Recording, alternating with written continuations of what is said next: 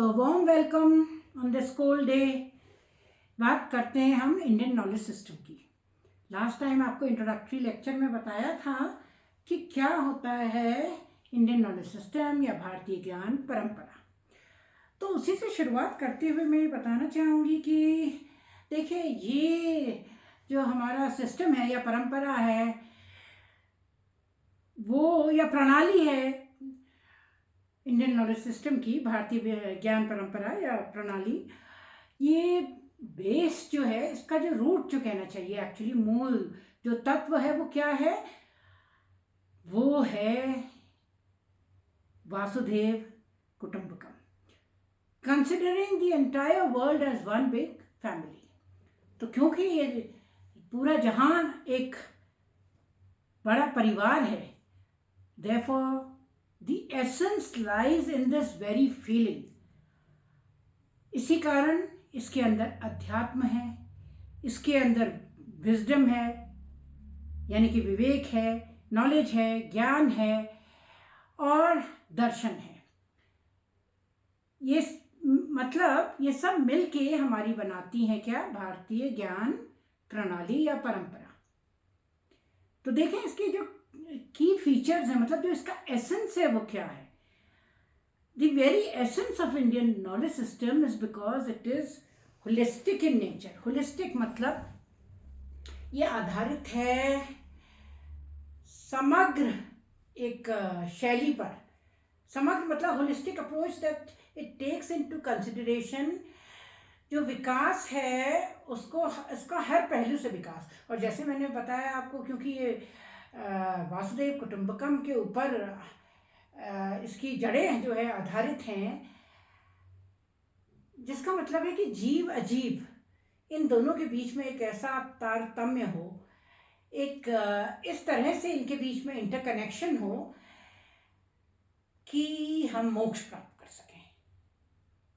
मतलब एक संपूर्ण जीवन शैली जिसमें प्रकृति और जीव दोनों के बीच में, उनके बीच का जो जुड़ाव है, जिसके जो लिंक है, वो कहीं ना बिखरे या टूटे।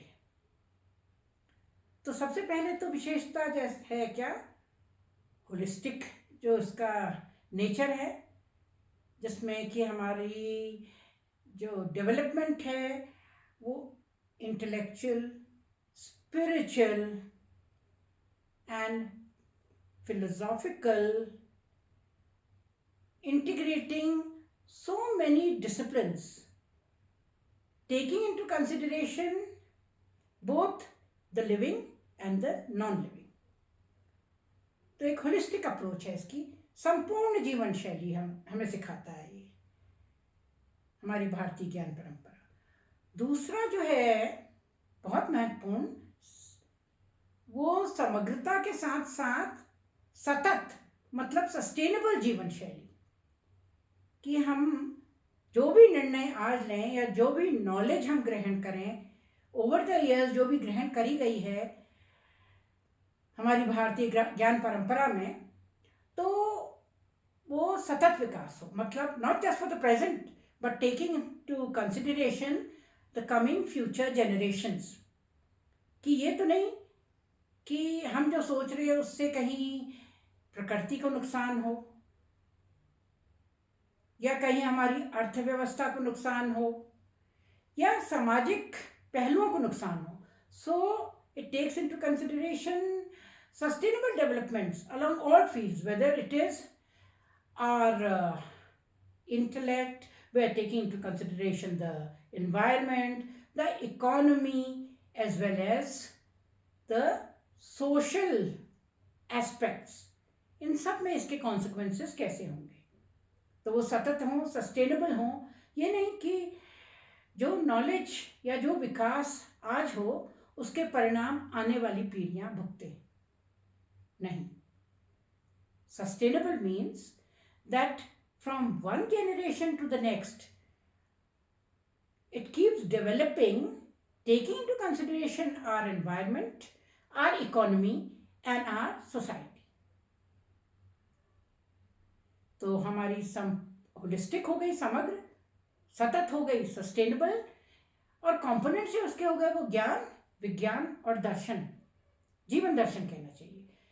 ज्ञान मतलब नॉलेज, विज्ञान मतलब scientific and technical aspects of the knowledge. The knowledge basically means spiritual knowledge as well as philosophical knowledge. Science and technology यानी कि तकनीक और विज्ञान, ये जब भारतीय ज्ञान परंपरा की बात करते हैं इसमें, तो वो ऐसा ज्ञान है जो कि वैलिडेट हो सके, जिस तरह की पुष्टिकरण हो सके by logic, and it can be validated in the coming times, मतलब जिसमें रीजनिंग हो, तर्क हो, ऐसा ज्ञान, और जो प्रैक्टिकली यूजफुल हो, बेनिफिशियल हो फॉर द सोसाइटी, या जो हमें ऑलरेडी हमें ज्ञात है उसमें कुछ और वो जोड़ पाए, लेकिन किस पहलू से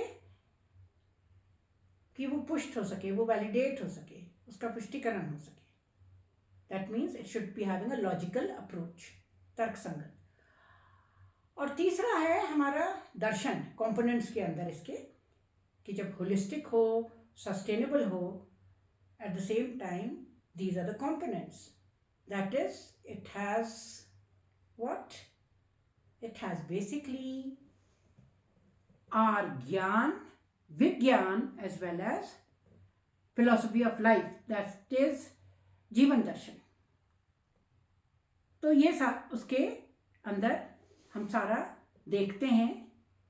और ये जो है भारतीय ज्ञान परंपरा, ये ओरली भी कम्युनिकेट हुई है ओवर टाइम्स, कई जगह अंकित भी है, और साथ ही में जब कोई ट्रेडिशनल नॉलेज, ट्रेडिशनल बिलीव्स और सर्टेन पैटर्न्स विकसित होते हैं इन अ सोसाइटी, तो सालों से ये चीज़ें ग्रहण करके फिर धीरे धीरे वेद पुराण, हमारे बहुत सारे ऐसे टेक्स्ट हैं, स्क्रिप्चर्स हैं, लिपियां हैं जिनमें ये अंकित की गई.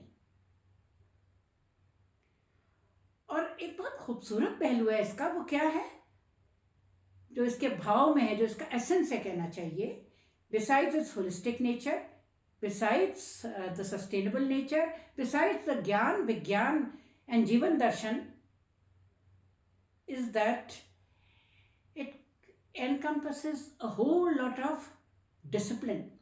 In other words, it is very diverse. बहुत सारे बहुविषयक कहना चाहिए, बहुत सारे विषयों को ये अपने अंदर समाती हुई ये ज्ञान परंपरा कई वर्षों से चली आ रही है.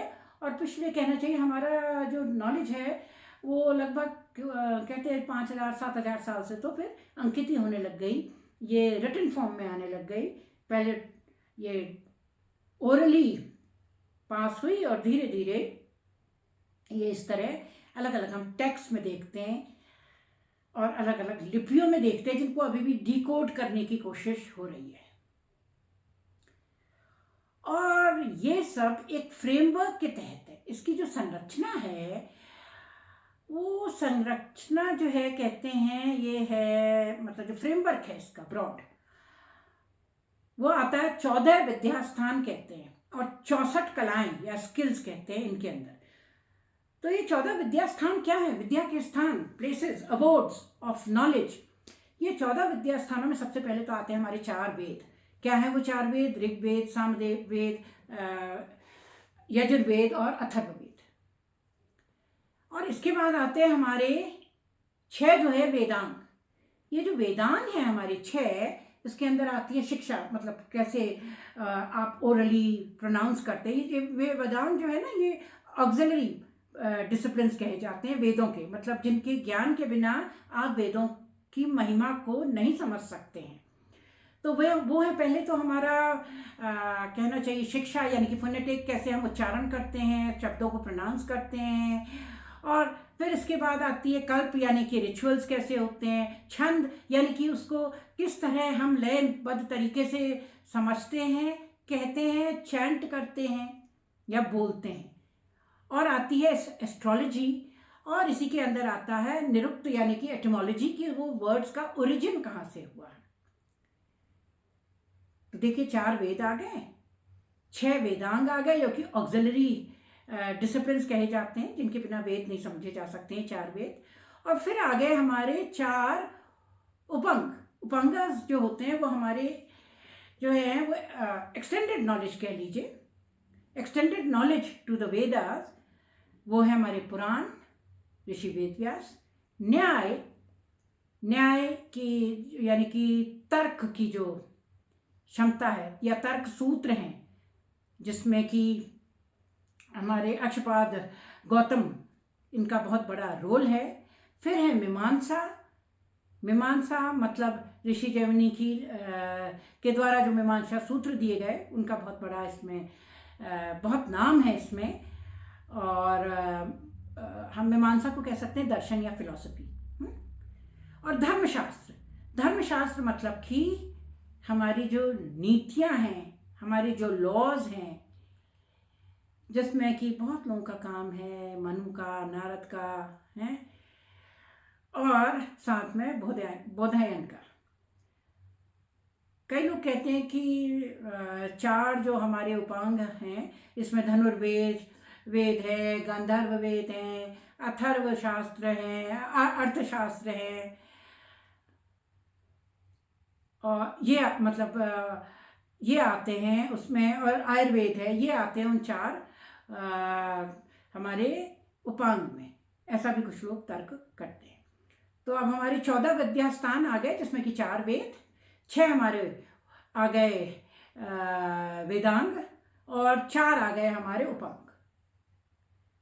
64 कलाएं, ये बड़ा इंटरेस्टिंग है। जो 64 कलाएं हैं वो लगभग सारी स्किल्स को कवर करती हैं, चाहे वो हाउस होल्ड स्किल्स हैं, जैसे कि पाक शास्त्र हो गया, फूलों का डेकोरेशन हो गया, और बाकी कई क्राफ्ट्स हो गए। इसके अंदर साइंटिफिक यानी कि ज्ञान के द्वारा जो कलाएं अर्जित की जाती हैं, या मेंटल स्किल्स से जो कलाएं अर्जित की जाती हैं, जैसे कि रसायन शास्त्र, जिसमें है मेटलर्जी, जो कि यूज हुई है बहुत जगह, और जैसा कि है पोइट्री, मेंटल स्किल, रचनात्मक ऐसे कार्य, यानी कि ज्ञान भी हो जिसमें और बुद्धि भी हो, दोनों का इस्तेमाल हो। साथ में आ जाता है इसमें आर्ट्स। अब हम जब आर्ट्स कहते हैं ना, देखिए स्किल्स हैं सारे, तो उन आर्ट्स में सिंगिंग, म्यूजिक, डांस, पेंटिंग, तो कोई भी इस तरह की कला, और साथ में ऐसी कलाएं जो सोशल, जिसका इम्प्लीकेशन हो, जैसे कि या लेजर के लिए, जो मनोरंजन के लिए हो, जैसे कि जादू की कला, वाक्पटुता, कन्वर्सेशनल स्किल्स एक्सेट्रा। कहने का मतलब है फ्रेमवर्क जो है, संरचना हमारे इंडियन नॉलेज सिस्टम की, वो बहुत ही सृजनात्मक है, क्योंकि उसमें स्थान सभी का है। कैसे? 14 विद्या स्थानों में 4 तो हमारे वेद हो गए, 6 हमारे वेदांगास हो गए, और 4 हमारे उपांग हो गए, उपांगास हो गए। तो ये पूरा फ्रेमवर्क बनाते हैं हमारे इंडियन नॉलेज सिस्टम का। अब हम देखेंगे कि इसके अंदर क्या क्या डिसिप्लिन पढ़े जाते हैं। इसके अंदर बहुत सारे डिसिप्लिन पढ़े जाते हैं।